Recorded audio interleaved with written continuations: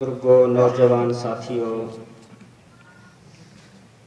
اس عاجز نے آپ حضرات کی خدمت میں قرآن پاک سے ایک مختصر چھوٹی سی آیت کریمہ تلاوت کی ہے۔ دعا ہے اللہ پاک ہم سب کو اس آیت کریمہ پر عمل کرنے کی توفیق عطا فرمائے۔ یہ وہ آیت کریمہ ہے جو آج میرے شیخ مکرم پیر و مرشد نے اس کو اپنے صبح کے بیان میں پڑھا، اور اس کا ایک مطلب حضرت بیان فرما گئے: حل جزاء الاحسان الا الاحسان، نہیں ہے بدلہ احسان کا مگر احسان۔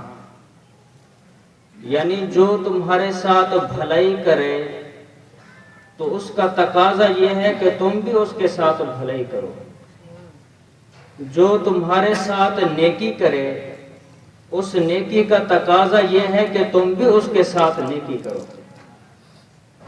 یہ اس کا پہلا درجہ ہے جو آپ نے سنا، اور آپ کے ذوق کی خاطر اس کا میں دوسرا بھی مطلب بیان کرتا ہوں کہ احسان کیا چیز ہے۔ حضور صلی اللہ علیہ وآلہ وسلم تشریف فرما تھے۔ حضرت عمر بن خطاب رضی اللہ تعالی عنہ فرماتے ہیں کہ حضور علیہ السلام کی مجلس میں ایک آدمی ظاہر ہوا، اور وہ بڑے ادب کے ساتھ، احترام کے ساتھ حضور کی مجلس میں بیٹھا۔ سفید کپڑے اس نے زیب تن کیے ہوئے تھے، اور اس کے بال جو ہے وہ انتہائی سیاہ تھے۔ ایسا محسوس ہو رہا تھا گویا کہ اس آدمی نے سفر کیا ہی نہیں، یعنی سفر کے آثار اس کے جسم سے، اس کے کپڑوں سے ظاہر نہیں تھے، مگر ہم میں سے اس کو کوئی جانتا بھی نہیں تھا۔ لگتا یہ تھا کہ ہے مسافر، مگر سفر کے آثار اس کے جسم سے ظاہر نہیں تھے۔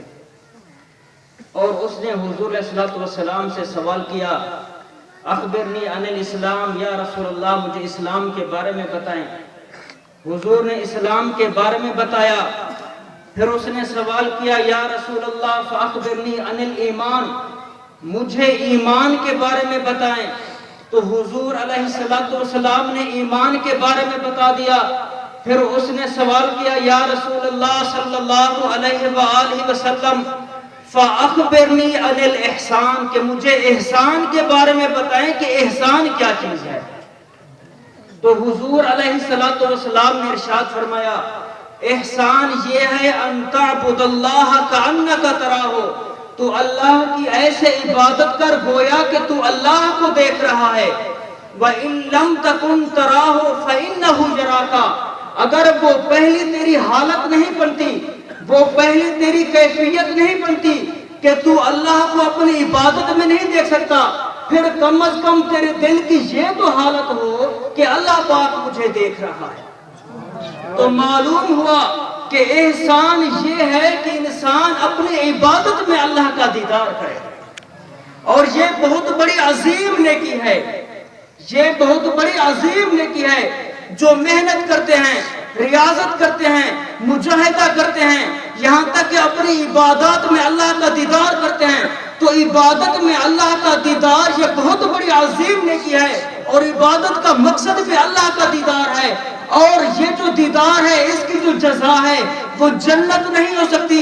نماز اس کا بدلہ جنت ہو سکتا ہے، روزے کا بدلہ جنت ہو سکتا ہے، حج کا بدلہ جنت ہو سکتا ہے، زکوٰۃ کا بدلہ جنت ہو سکتا ہے، لیکن جو اپنی عبادت میں اللہ کا دیدار اس دنیا میں کر لیتا ہے اس کا مقابلہ نہ جنت کر سکتی ہے، اس کی جزا نہ جنت ہو سکتی ہے، اس کی جزا نہ جنت کے حور و غلمان ہو سکتے ہیں، بلکہ اس کی جزا صرف اور صرف اللہ کا دیدار ہی ہو سکتا ہے۔ سبحان اللہ۔ تو ہر جزاء الاحسان الا الاحسان کا یہ مطلب ہوا کہ جو دنیا میں اللہ کا دیدار کرتا ہے، جنت قیامت کے دن اس کا بدلہ جنت نہیں ہے، بلکہ قیامت کے دن بھی اس کا بدلہ اللہ کا دیدار ہی ہے۔ سبحان اللہ۔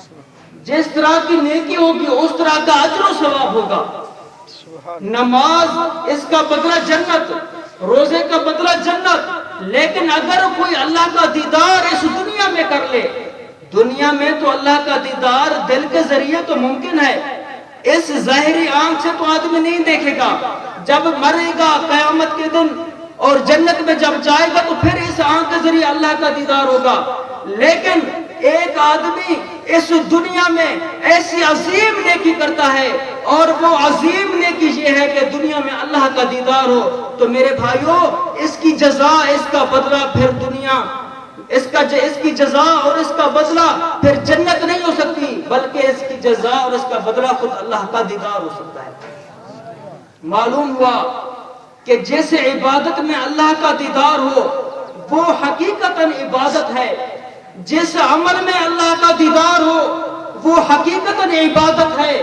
اگر پیر و مرشد کی صحبت میں اللہ کا دیدار نصیب ہوتا ہے تو پیر کی صحبت بھی عبادت ہے، اگر اس کی محبت میں اللہ کا دیدار ہوتا ہے تو اس کی محبت بھی عبادت ہے، اگر اس کے پاس چل کر آنے میں تمہیں اللہ کا دیدار نصیب ہوتا ہے تو اس کے پاس چل کر آنے میں بھی یہ عبادت ہے۔ تو اللہ پاک سے دعا ہے اللہ پاک ہم سب کو عمل کرنے کی توفیق عطا فرمائے، اپنے شیخ مکرم کی محبت عطا فرمائے۔ وآخر دعوانا الحمدللہ رب العالمین۔